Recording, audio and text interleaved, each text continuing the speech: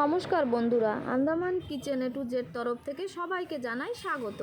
এইখানে আছে আলু, পেঁয়াজ, ডিম, গাজর, কাঁচা লঙ্কা, ধনেপাতা, 1 কাপ আটা আর 1 কাপ সুজি। গাজর আর আলু পরিষ্কার করে ধুয়ে ঘষে নেব। আমি আজকে বানাবো হেলদি ব্রেকফাস্ট। বাচ্চারা তো এমনিতে সবজি খেতে চায় না, এইভাবে বানিয়ে দিলে বাচ্চারা খেয়ে নেবে।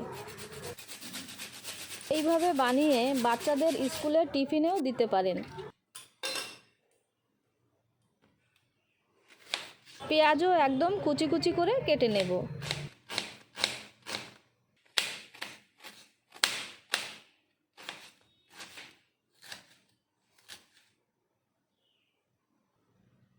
কাঁচা লঙ্কা আর ধনেপাতাও ভালো করে কুচি কুচি করে নেব। বাচ্চাদের জন্য বানালে কাঁচা লঙ্কা নাও দিতে পারেন। সব কিছু আমার কাটাকাটি হয়ে গেল। এখন এই সবজিগুলো আমি ভেজে নেব। কড়াই গরম করে দিয়ে দিলাম সাদা তেল। তেল গরম হয়ে গেল, দিয়ে দিলাম পেঁয়াজ কুচি। পেঁয়াজটা একটু ভেজে নেব।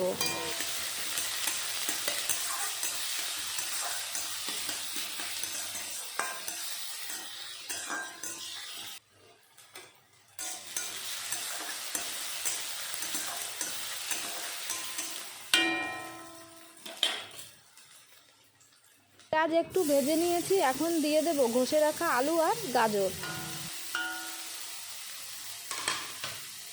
এখন ভালো করে সব কিছু মিশিয়ে নেব।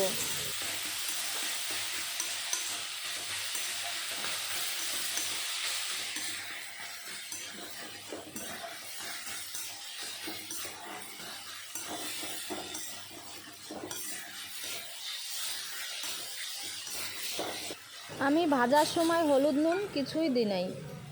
কাঁচা গন্ধ না থাকে সেই জন্য আমি একটু তেলের উপরে ভেজে নিয়েছি। ভাজা হয়ে গেল, একটা বাটিতে ঢেলে ঠান্ডা করে নেব।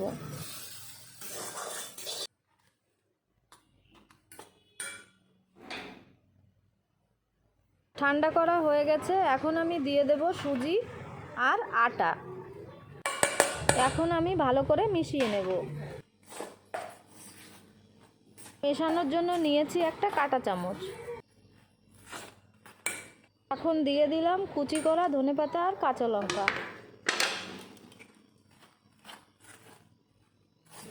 মেশানোর পরে দিয়ে দেব একটু জল। আগে একটু কম জল দেব। আগে দিয়ে বেশি করে জল দিলে ভালো মতন মেশানো যাবে না।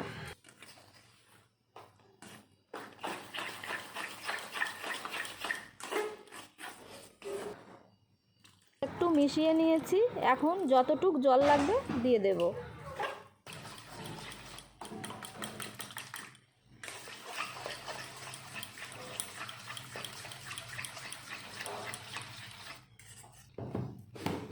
এখন দিলাম স্বাদ মতন লবণ।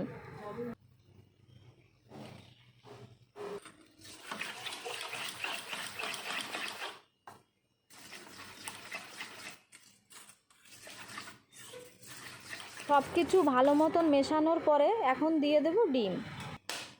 আমি 2টো ডিম নিয়েছি।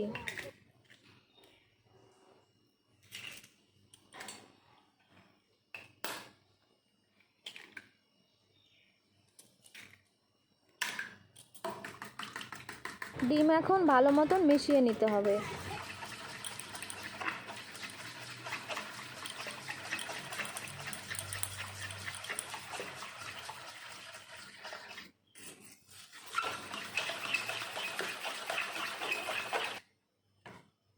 না ঘন না পাতলা, এইভাবে বানিয়ে নিতে হবে। এখন আমি 20 মিনিটের মতো ঢাকা দিয়ে রেখে দেব। এই রুটির সাথে খাওয়ার জন্য আমি বানিয়ে নেব নারকেলের চাটনি।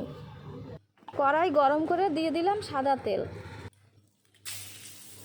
তেল গরম করে দিয়ে দিলাম শুকনো লঙ্কা। শুকনো লঙ্কাটা একটু ভেজে নিয়ে দিয়ে দিলাম ছোলার ডাল। ছোলার ডালের সাথে দিয়ে দিলাম সামান্য একটু মুগ ডাল আর রসুন। এখন সব কিছু ভালো মতন ভেজে নেব। সব কিছু ভাজার পরে দিয়ে দিলাম কেটে রাখা আদা। সব ভাজা আমার হয়ে গেল, এখন তুলে নেব।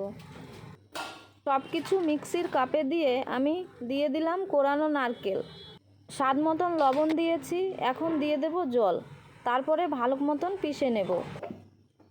পেষানো হয়ে গেল, এখন দেব ফোড়ন। কড়াইয়ের ওই তেলের ভিতরে আর একটু তেল দিয়ে দিলাম কালো সর্ষে আর শুকনো লঙ্কা।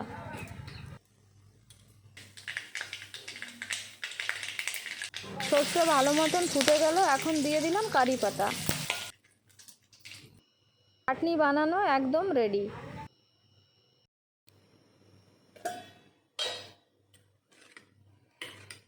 এখন আমি রুটিগুলো সব ভেজে নেব। কড়াই কিন্তু ভালো করে গরম করে নিতে হবে। গরম করার পরে একটু তেল মেখে নিতে হবে। কড়াইতে দিয়ে দিলাম 1 চামচ। এই রুটি একটু পাতলা করার জন্য কড়াইটা এইভাবে ঘুরিয়ে ঘুরিয়ে আমি পাতলা করে নেব।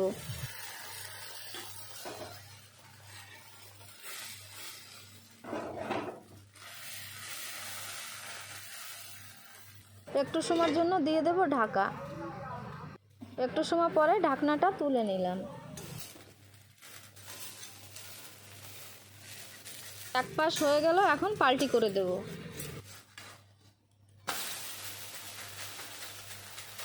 উপর দিয়ে সামান্য একটু সাদা তেল দিয়ে দিলাম। একটা বানানো হয়ে গেল, তুলে নিলাম। এইভাবে সবগুলো বানিয়ে নেব।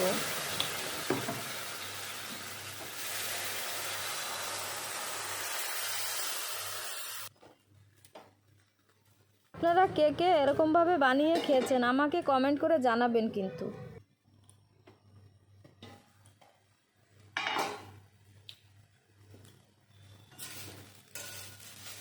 আমার চ্যানেল যারা নতুন দেখছেন তাদের যদি আমার এইভাবে রুটি বানানো ভালো লাগে তাহলে সাবস্ক্রাইব করে আমার পাশে থাকবেন।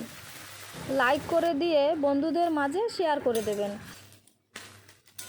সাবস্ক্রাইব করে আমাকে একটা কমেন্ট করে দেবেন, আমি যাতে আপনাদের ধন্যবাদ জানাতে পারি। সকল বন্ধুদের অসংখ্য ধন্যবাদ সময় বের করে আমার ভিডিও দেখার জন্য। এইভাবে পাশে থাকবেন আর সাপোর্ট করবেন, তাহলে আমি আরও নতুন নতুন রান্নার ভিডিও নিয়ে আসতে পারবো।